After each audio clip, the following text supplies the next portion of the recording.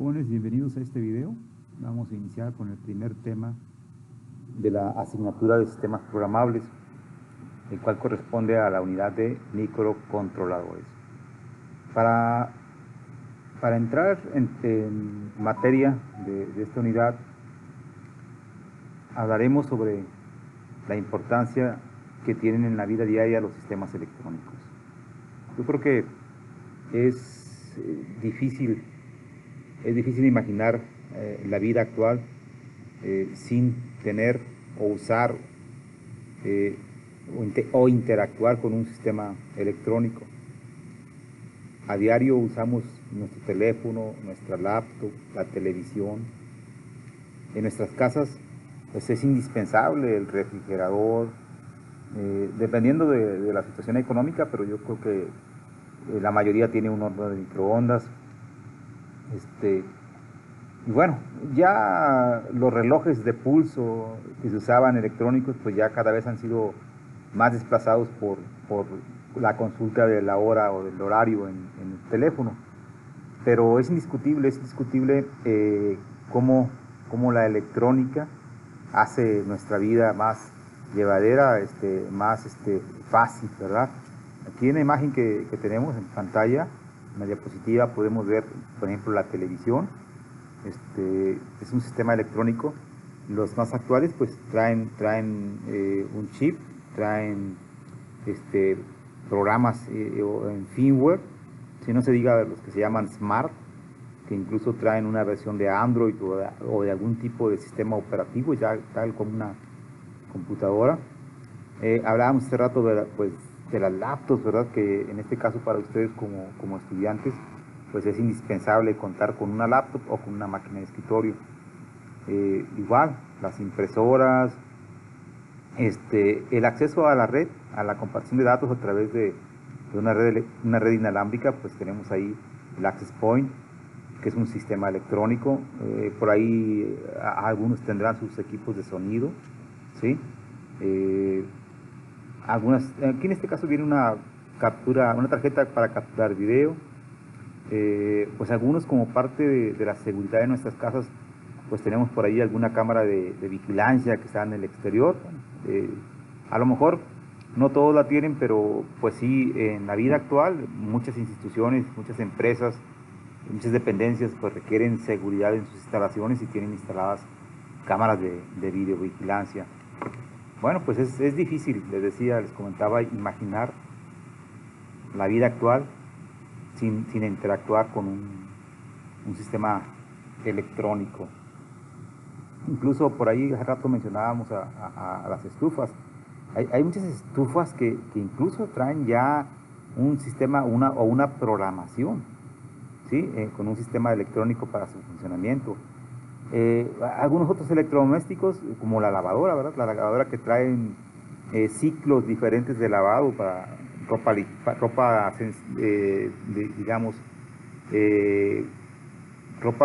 que requiere un lavado más profundo, o ropa que es más delicada, que requiere un funcionamiento o un lavado no tan fuerte para no dañar las telas. Entonces son sistemas que cuentan con, digamos, cierta inteligencia, están dotados de electrónica para poder funcionar. Y yo creo que ejemplos de sistemas electrónicos, les comentaba, son muchísimos. Por ahí incluso pues en el transporte, ¿verdad? En los automóviles, pues el mismo automóvil traen una computadora, le llaman así, que es un sistema electrónico que gobierna la mayoría de los componentes de un auto, ¿no? Ya sabemos que actualmente muchos autos cuentan con sistemas de frenado inteligente, los que se conocen como ABS, que evitan que el carro haga un frenado muy brusco. Todo eso es controlado con un cerebro, con un equipo que es en sí una computadora, con un sistema operativo propio, una serie de dispositivos de sensores distribuidos en el carro, ¿verdad? Para de alguna manera hacer más fácil el manejo. Y como ejemplos de eso hay muchos en nuestro entorno. Los sistemas electrónicos pues son prácticamente en las zonas urbanas pues son imposible que decir que no tenemos a diario un contacto con él. Que sean indispensables, pues muchos no, ¿verdad? Yo creo que si nos vamos a vivir a una zona rural, vamos a disminuir mucho nuestro contacto con sistemas electrónicos, pero pues en el caso de alguna enfermedad, para tratar la enfermedad, pues sí, necesitamos un soporte médico, necesitamos atendernos, y pues muchos de los elementos que utilizan en las clínicas para poder de alguna manera recuperar la salud, pues son componentes electrónicos, son sistemas electrónicos que bueno, sin ellos la posibilidad de sobrevivir ante una enfermedad pues se reduciría muchísimo. Bueno, los sistemas electrónicos, dentro de ellos podemos encontrar nosotros una serie de componentes o de elementos, ¿sí? Tenemos una parte central que es la que realiza el procesamiento, que también se le puede llamar controlador, el cual interactúa con otros elementos como pudieran ser sensores, ¿sí? O comunicación con otros sistemas. Estos elementos electrónicos tienen elementos de visualización y a su vez tienen actuadores. Yo creo que si buscamos esto, fíjense, en un horno de microondas, pues encontramos que tiene un sensor, ¿sí? Tiene, bueno, a lo mejor no tiene comunicación con otros sistemas, pero sí tiene un elemento de visualización y sí tiene un actuador. Pero pues yo creo que en muchos de los componentes electrónicos que están en nuestro hogar podemos identificar estos componentes.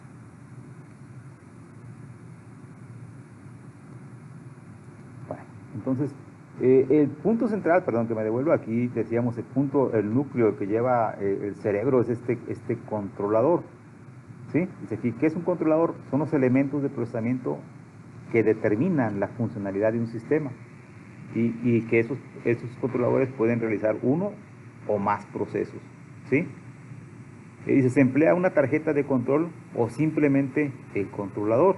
No sé si a ustedes les haya tocado, digo, en mi caso particular, ¿sí?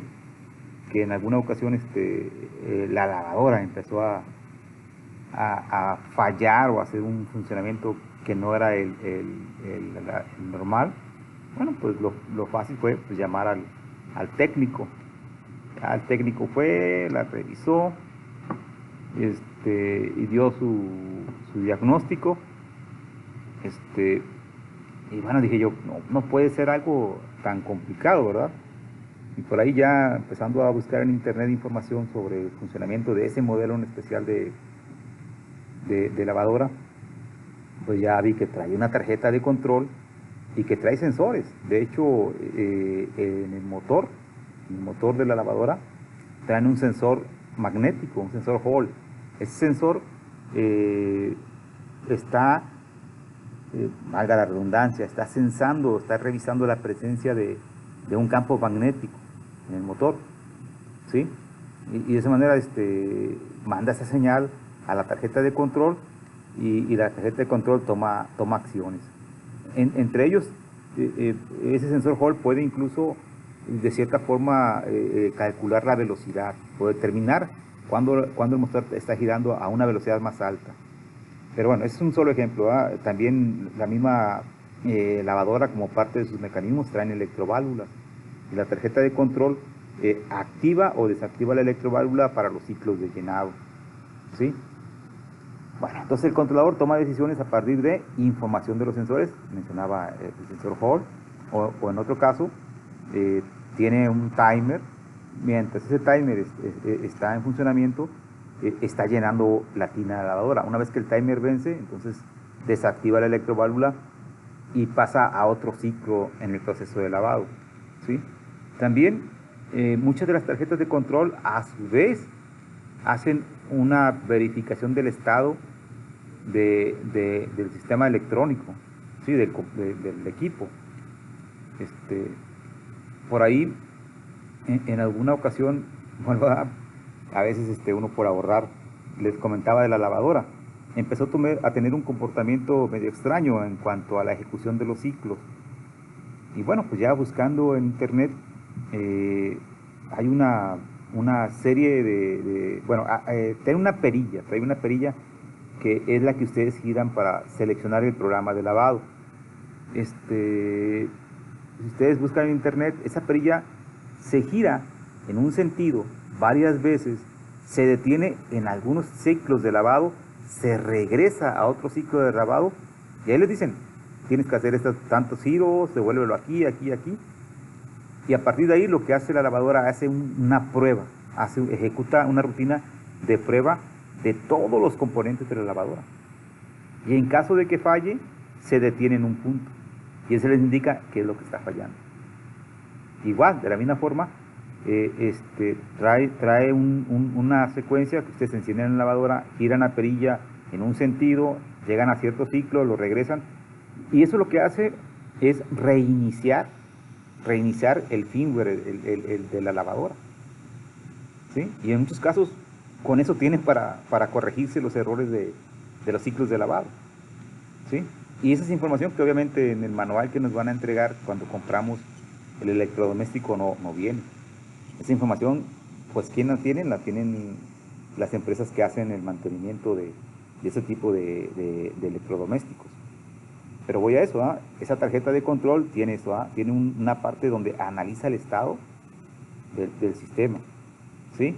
E incluso, pues te digo, con parpadeos, con señales de los LEDs en los ciclos de lavado, nos puede decir qué es lo que está fallando. Bueno, entonces el controlador, dice, a partir de ello genera resultados visuales. Una vez que está funcionando la lavadora, activa algún actuador, ¿sí? O bien pudiera ser que notifique a otro sistema, ¿sí? Dice que en cuanto al controlador, el concepto ha permanecido invariable, dice, desde hace varias décadas, aunque su implementación física ha evolucionado. Y pues sí, yo creo que por ahí ustedes en alguna ocasión buscando en internet deben haber visto alguna imagen de los radios o de las televisiones, digamos, entre comillas, antiguas, ¿sí? Muchos de los aparatos electrónicos de hace 30, 40, 50 años o un poco más funcionaban con bulbos al vacío. Ahora ya no, ahora ya tienen componentes electrónicos, transistores. Y bueno, la tecnología ha ido evolucionando y se ha ido haciendo más pequeña. La miniaturización, dicen, se ha hecho más pequeña. Pero aparte de reducirse el tamaño, también ha aumentado la funcionalidad, las cosas que se pueden hacer, ¿sí? Entonces, la base de esa reducción del tamaño es la aparición de los transistores, ¿sí? Y el aumento en las capacidades, o digamos por ahí la inteligencia, lo que pueden hacer los dispositivos electrónicos, se ha dado por la aparición de los circuitos integrados, donde internamente en el circuito tenemos múltiples elementos o compuertas, ¿verdad?, que procesan entrada de datos y dan salidas a otros componentes, mandan señales a otros componentes. Aquí lo que estamos viendo es una tarjeta de control, ¿sí? Aquí hablan de microprocesadores con elementos de soporte. Más adelante en esta misma presentación viene una definición de lo que es un controlador o microcontrolador. Lo que estamos viendo aquí era un controlador antiguo. Todo esto era un controlador, ¿sí? Que también esto suelen llamarse CBC, ¿verdad? Computadora en una sola tarjeta, el SBC. Bueno, aquí en realidad sí está el microcontrolador con otros componentes. Pero si nosotros por ahí investigamos en internet y vemos la imagen de un controlador de una computadora de hace unos 35, unos 30 años, no 35, no, unos 30 años, vamos a ver que el microprocesador era un dispositivo enorme, comparándolo contra el tamaño que tienen los microcontroladores actualmente. Entonces, los controladores, dice, están enfocados a sistemas de propósito específico, ¿sí? Aquí se refiere a un sistema que realiza una tarea en particular, ¿sí? Como pueden ser, dice aquí, cajas registradoras, hornos de microondas, videojuegos, videocámaras, equipos de sonido, instrumentos musicales, máquinas de escribir, fotocopiadoras y bueno, muchas más, ¿sí? Dice que un controlador incluye los elementos necesarios para poder o para ser considerado como una computadora. En la actualidad, dice, todos los elementos del controlador se han incluido en un circuito integrado denominado microcontrolador, ¿sí? Pues aquí tenemos lo que antes era un CBC o computadora de una tarjeta simple, y aquí está ahora un MCU, que se conoce como MCU, una unidad de microcontrolador. En este caso aquí ponen uno que es del tipo ADR.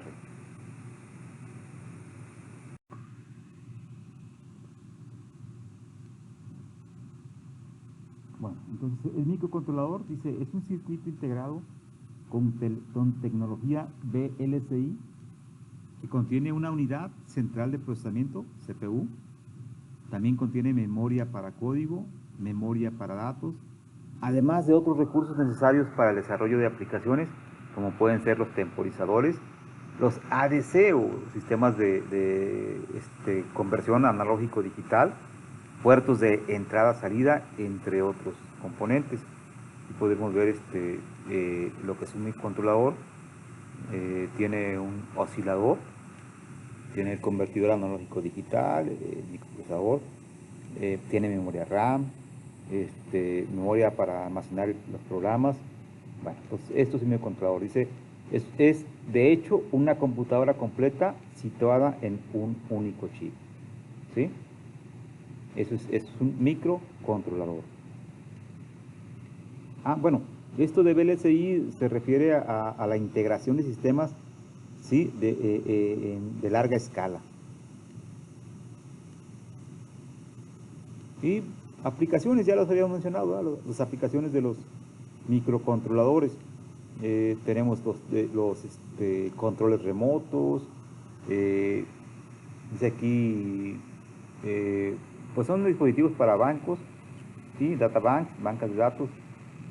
Tenemos las cámaras fotográficas, tenemos algunos juegos, ¿verdad? Electrónicos, calculadoras, equipos de salud, ¿verdad? Como podría ser el equipo que se utiliza para medir la presión sanguínea, relojes digitales, bueno, según la cantidad de datos o la capacidad que se le va a dar al equipo, es si van a ser equipos va a ser procesamiento de 16 bits, de 8 bits o de 4 bits, ¿sí? Yo creo que eso no hay mucho problema con ustedes. Ya saben que entre más bits maneje, los datos que puede procesar son de mayor escala, ¿verdad? Bueno, entonces es necesario que sí diferenciemos lo que es un microprocesador de lo que es un microcontrolador, ¿sí? Entonces ya dijimos que el microcontrolador se considera una computadora en un chip, y en el caso del microprocesador, en realidad ese es nada más el puro cerebro, o es, digamos, la unidad de control.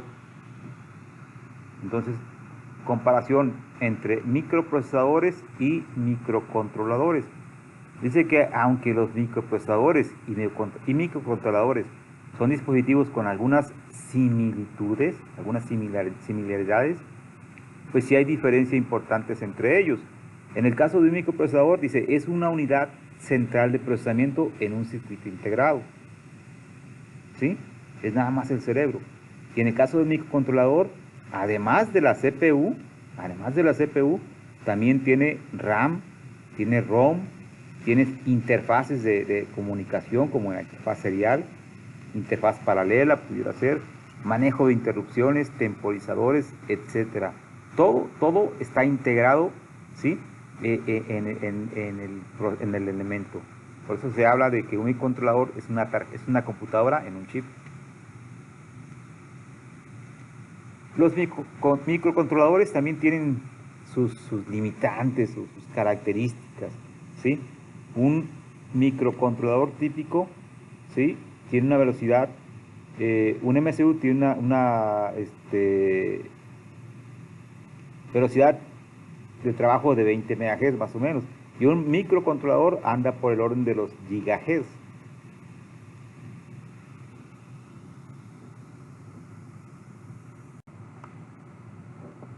En cuanto a la capacidad de direccionamiento, los microcontroladores, los MCUs, van de 8K, 8 KB, las instrucciones, 1 KB de datos, son pequeños, ¿sí?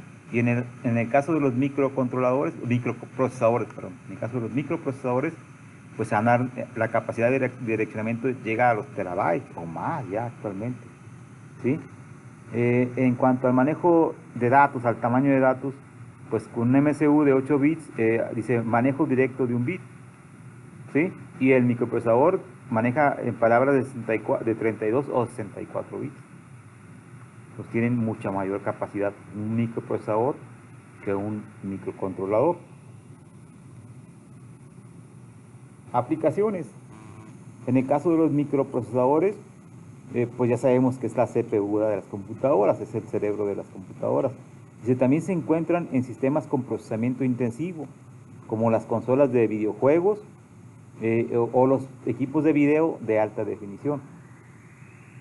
Además se encuentran en las CBC o Single Board Computer. Estos son como el Arduino o más bien, no el Arduino, la Raspberry, como la Raspberry Pi, ¿sí? Dice, generalmente están en sistemas multitareas. Ahí están los microprocesadores. Y en el caso de los microcontroladores, dice, desempeñan actividades orientadas al control, ¿sí? Son la base para los sistemas embebidos. Aquí sí entraría, perdón, lo del Arduino, ¿sí? Sistemas de proceso único o tarea principal bajo ejecución. Normalmente los microcontroladores los encontramos en tarjetas o sistemas embebidos en un aparato electrónico que hace una actividad en particular. Dice, sus limitaciones no son restricción para ese tipo de aplicaciones. Fíjense que ahorita, profundizando más en esto de proceso único o tarea principal, lo que pasa es que en un microprocesador que está en una computadora, pues hay un sistema operativo y ustedes pueden ejecutar múltiples aplicaciones. ¿Y qué pasa con el microcontrolador? Con el microcontrolador ustedes elaboran un programa con ciertas instrucciones y luego lo cargan al microcontrolador. Y ese microcontrolador lo único que va a hacer es va a estar repitiendo la ejecución de ese programa. A menos que hagamos una modificación al programa y luego lo volvamos a cargar al microcontrolador, entonces ya cambiaría lo que va a hacer. Pero una vez que lo cargamos, a partir de ahí, cada vez que lo encendamos y lo pongamos a funcionar, pues realmente puede realizar las tareas que fueron programadas en ese código. Nada más esas tareas. Por ahí hay otros dispositivos que se conocen como FPGA, ¿sí? Esos dispositivos, estos componentes electrónicos son muy poderosos, ¿sí? Se habla, dice, son bloques e interconexión configurable y se es posible diseñar sistemas a la medida. Entonces, un FPGA, digamos que ustedes lo pueden configurar para decirle que haga cierto procesamiento, ciertas tareas.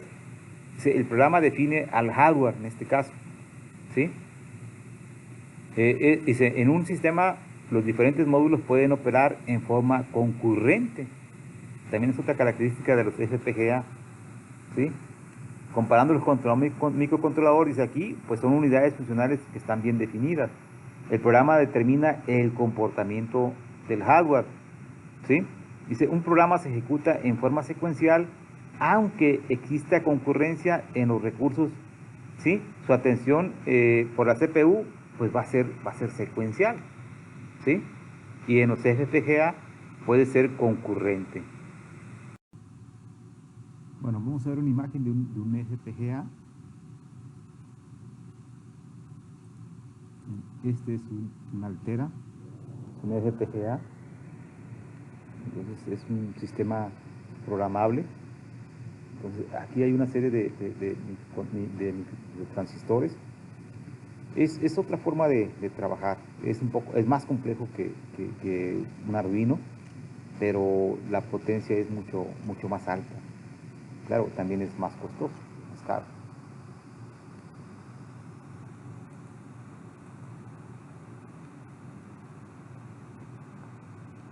Dice que la principal ventaja de los microcontroladores con respecto a los FPGAs es que el tiempo para el desarrollo de una aplicación es más corto, es menor, ¿sí? En contraparte, un microcontrolador puede ser descrito y personalizado, fíjense, dentro de un FPGA. O sea, un FPGA pudiera comportarse como un microcontrolador, ¿sí? Y bueno, ¿de qué va a depender si usamos un FPGA o un microcontrolador? Va dependiendo de qué queremos resolver, ¿sí? Emplear uno u otro dispositivo y se dependerá de la aplicación que queremos desarrollar. Bueno,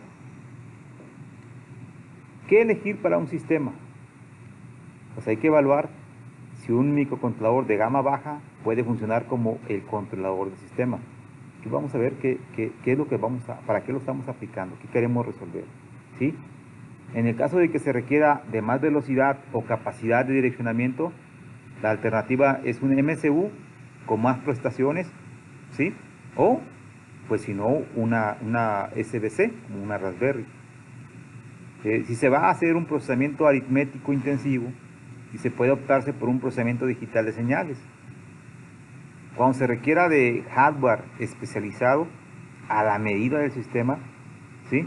Y que también trabaje a altas velocidades, entonces en ese caso, pues ya nos iríamos con un FPGA, dice aquí, con módulos concurrentes. Como es en paralelo, ¿sí? La capacidad de procesamiento es mucho más alta. Claro, la complejidad del desarrollo del sistema también, obviamente, va a ser más alta. Dentro de un microcontrolador, nosotros podemos encontrar una serie de componentes. Aquí vemos un esquema en el cual aparece un cuadro, un bloque, donde esto ejemplifica que aquí hay lo que se conoce como entradas y salidas digitales, ¿sí? Entonces tenemos un módulo de entradas y salidas analógicas, ¿sí? Tenemos un temporizador, un contador, tenemos algo que se conoce como watchdog timer, tenemos la UART, que es el puerto serie, y bueno, podemos tener otros recursos.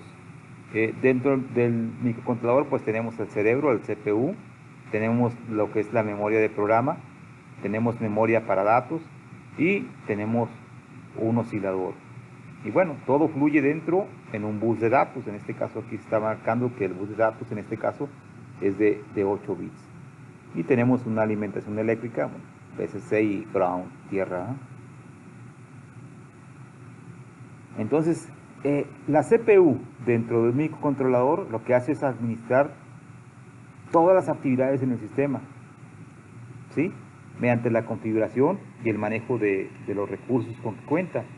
También es función de la unidad central de procesamiento el de encargarse de interpretar y de ejecutar las instrucciones del programa que, en cierta forma, no en cierta forma, estas instrucciones van a determinar cómo se va a comportar el sistema que estamos desarrollando. Cada instrucción contiene un código de operación que se conoce como opcode, ¿sí? Y uno o más operandos sobre los que se realizará la operación. Bueno, las instrucciones usualmente se organizan por grupos, incluyen operaciones de aritmética, como pueden ser suma, resta, producto, división, etc. También pueden ser operaciones lógicas, como el AND, el OR, el NOT, etc. Pueden ser órdenes para transferencia de datos, ¿sí? E incluso pueden ser bifurcaciones o saltos condicionales. Bueno, dice que un grupo de instrucciones para un procesador particular forma su repertorio de instrucciones. Una familia de computadoras o de microcontroladores y se comparten un repertorio de instrucciones, aunque sus integrantes pueden variar en costo y rendimiento.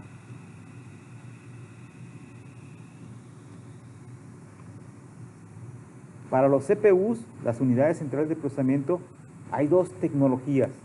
Una que se conoce como CISC, ¿sí? Es el Complex Instruction Set Computers. Bueno, yo lo llegué a ver como CODE, pero ahora es Computers, ¿sí? Y la otra es el RISC, el Reduced Instruction Set Computers. Entonces, la primera es un conjunto de instrucciones complejas, ¿sí? Y la otra es un conjunto de instrucciones reducidas. Generalmente, los CPUs que trabajan sobre el modelo RISC son más poderosas, tienen más capacidad de procesamiento, ¿sí? Dice, las primeras computadoras se construyeron bajo la filosofía CISC, buscando que el programador escribiera programas compactos, ¿sí? Y como consecuencias, el hardware es complejo y se tiene un bajo rendimiento. En el caso de la filosofía RISC, aquí se busca que el hardware sea simple y que resuelva pocas instrucciones. Entonces, bajo la tecnología RISC se alcanza sistemas de un alto rendimiento, ¿sí? En RISC son pocas instrucciones y generalmente todas del mismo tamaño. En CISC hay demasiadas instrucciones y estas pueden tener tamaños diferentes e incluso formatos diferentes y que pueden ocupar desde uno o más bytes. La tarea realizada por una instrucción CISC puede requerir de varias instrucciones del tipo RISC.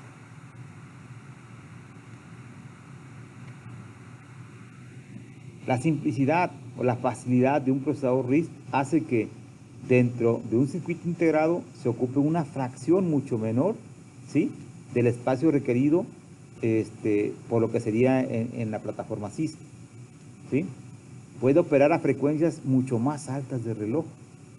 Otra característica, dice, la organización de un procesador RISC permite la aplicación de técnicas como es la segmentación, ¿sí?, solapando diferentes instrucciones en cada etapa del procesador. Por lo tanto, la capacidad de procesamiento de un RISC es de 2 a 4 veces mayor que la tecnología CISC.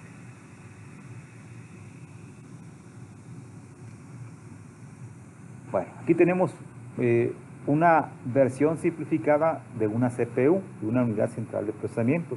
Entonces tenemos en este esquema algunos componentes del CPU.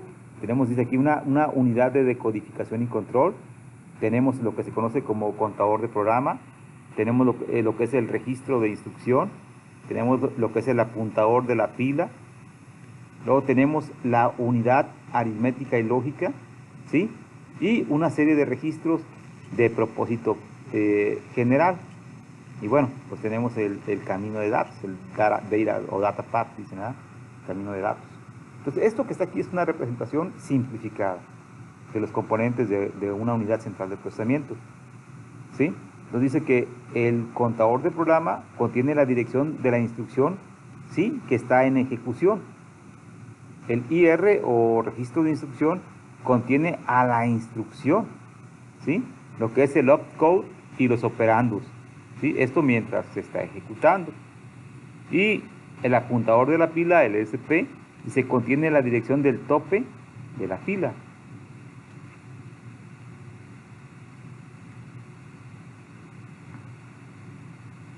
Bueno, la tarea de la CPU, dice 1, atrapar la instrucción.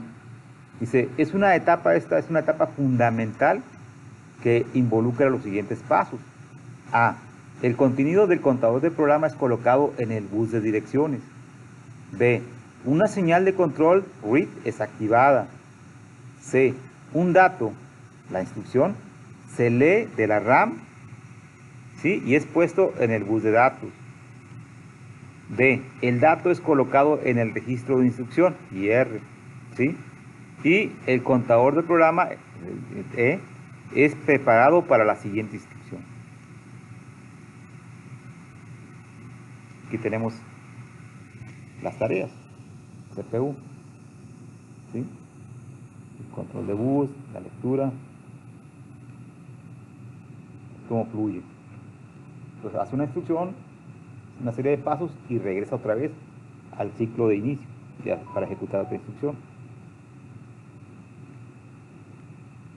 Dentro de las tareas de la CPU, después de la tarea 1 está la tarea 2, que es la decodificación. En este caso consiste en descifrar el opcode para generar las señales de control necesarias, ¿sí?, dependiendo del tipo de instrucción. Y luego ya está, como paso 3, la ejecución. Consiste, dice aquí, en la habilitación de la ALU, la unidad de aritmética y lógica, para obtener algún resultado, ¿sí? Cargar datos desde memoria, almacenar datos en memoria, o bien modificar el valor del contador de programa, etc. ¿Sí? Una serie de instrucciones combinadas para realizar alguna tarea significativa, a eso se le llama programa. ¿Sí? El grado en el cual las tareas son realizadas eficiente y correctamente, ¿sí?, eso depende mucho del software, no de qué tan sofisticado sea la unidad central de procesamiento.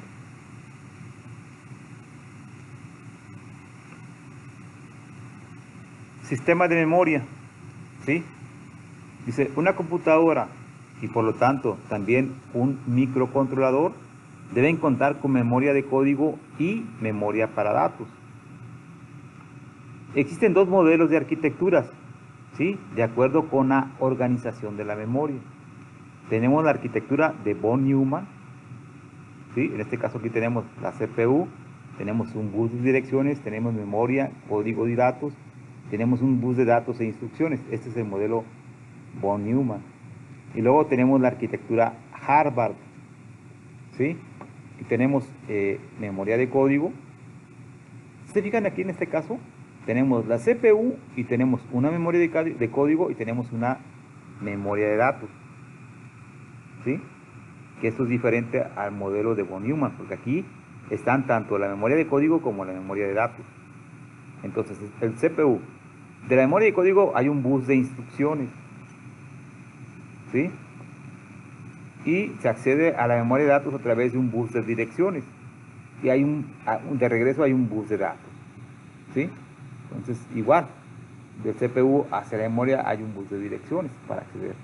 Esta es la arquitectura más utilizada, la que usan las computadoras, la arquitectura de Harvard, ¿sí? Sistema de memoria. La mayoría de microcontroladores utilizan la arquitectura de Harvard. La memoria de código, ¿sí?, de instrucciones o de programa, lo que hace es almacenar las instrucciones que forman al programa. Para acomodar programas grandes en algunos microcontroladores, la memoria de código se divide en memoria interna y memoria externa. La memoria de programa normalmente no es volátil y puede ser del tipo EEPROM, EEPROM, flash, ROM enmascarable, ¿sí? O bien puede ser OTP, que se le conoce como One Time programable. Para la memoria de datos, los microcontroladores pueden contener RAM o EEPROM, ¿sí?, para el uso de variables o bien de la implementación de la pila. Todos los microcontroladores tienen memoria interna de datos, ¿sí?, que pueden ser de diferentes tamaños, en diferentes magnitudes. Algunos además, ¿sí?, cuentan con la capacidad de expansión usando memoria externa.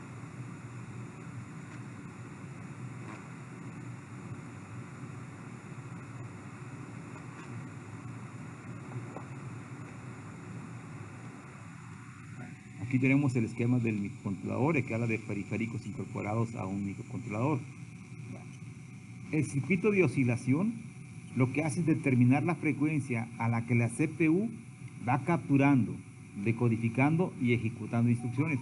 Por eso es que si el oscilador se maneja a frecuencias muy bajas, pues es muy poco la cantidad de instrucciones que puede hacer. Entonces, si tenemos un oscilador, si un reloj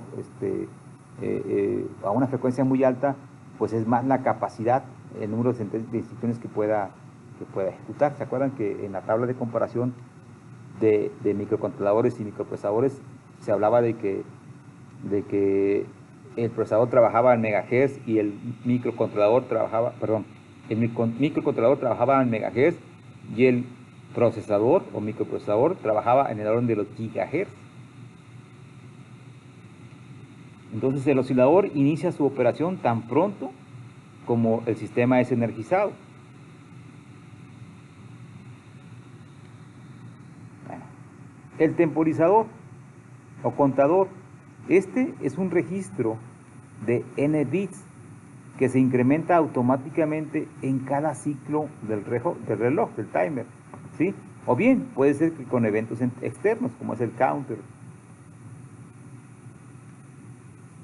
Los desbordamientos del temporizador indican que ha transcurrido un intervalo de tiempo o cierto número de eventos, ¿sí? Pues este se utiliza ¿para qué? Para controlar tareas periódicas.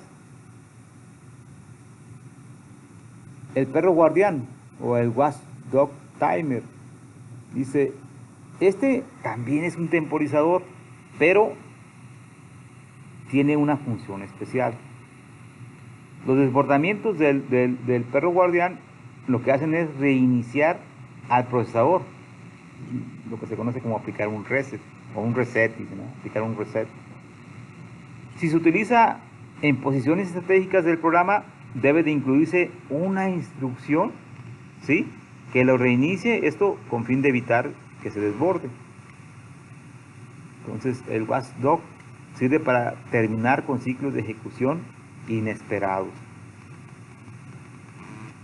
El otro periférico que es incorporado a un microcontrolador es la UART, ¿sí?, que es un puerto serio. Aquí dice, los microcontroladores cuentan con una UART, Universal Asynchronous Receiver Transceiver, ¿sí? Y esto se usa para comunicación serial con dispositivos o sistemas externos, bajo protocolos y velocidades de transmisión estándar. La comunicación serial puede ser o bien síncrona o asíncrona.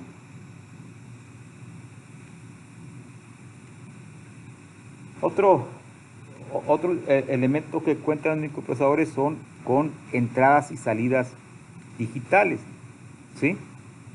Entonces a esto se le conoce también como puertos digitales de entrada-salida, y sirven para intercambiar datos hacia afuera del microcontrolador, dicen aquí, con el mundo exterior.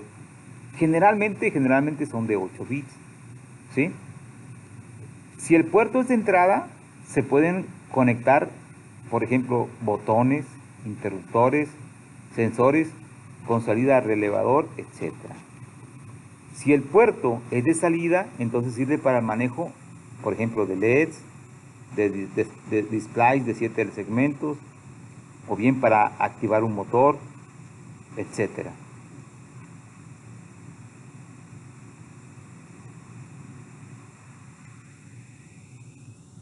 En el caso de las entradas analógicas, dice que los microcontroladores incorporan convertidores analógicos digitales, lo que es el ADC, o comparadores analógicos. Sin recursos adicionales, permite monitorear parámetros como temperatura, velocidad, humedad, etc.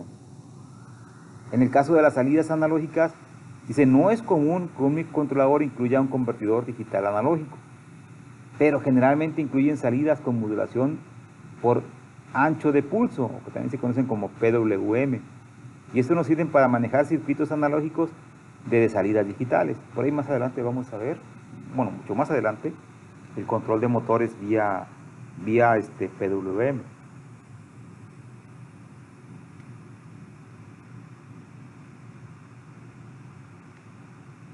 Otros recursos con los que puede contar un microcontrolador: puede contar con un reloj calendario, con una interfaz serial, una interfaz SPI, una interfaz I2C, puede contar también con puertos del tipo USB, con una interfaz JTAG, con módulos para control de encoders y también PWM, etc. Pues son otros elementos, otros recursos con los que pueden estar dotados los microcontroladores.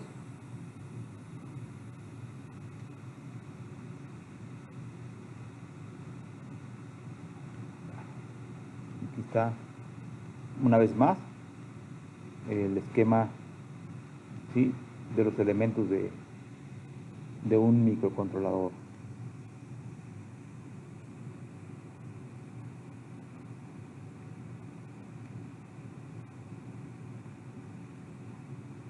Clasificación de los MCUs, de los microcontroladores.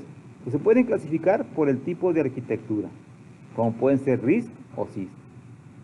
También se pueden clasificar por el tamaño de los datos, ¿sí? Entonces, en base a esto, hay microcontroladores de 4 bits, de 8 bits, de 16 bits, ¿sí? Y hasta de 38 bits.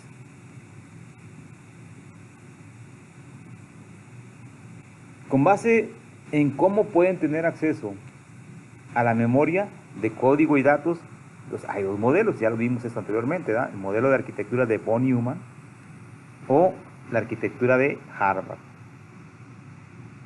Por su capacidad de expansión, un microcontrolador puede tener una arquitectura abierta, o sea que está acondicionado para el uso de memoria externa, o bien que no lo tenga, a la cual se conoce como una arquitectura cerrada.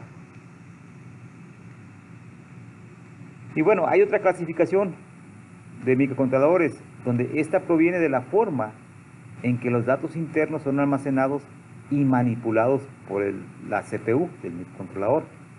Es decir, la forma en cómo la CPU tiene acceso a los datos y ejecuta cada instrucción.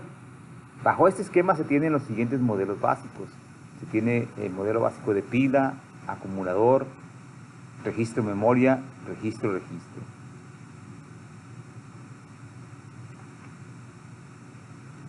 Aquí tenemos las operaciones. La operación es C igual a A más B. En este caso, A, B y C son variables que se encuentran en memoria de datos. Aquí tenemos la operación de la pila, ¿sí? Es push A, push B, sub y pop C, ¿sí? Y esto es esta operación en pila. En acumulador es move ACC A, sub ACC B y move C ACC. En registro memoria, load RXA, sub RXB, store CRX. Y la última, carga almacenamiento, registro. Es load RXA, load RYB, sub RXRY, store CRX. Entonces, estos son diferentes formas de operar. Serían las instrucciones que haríamos para hacer el proceso.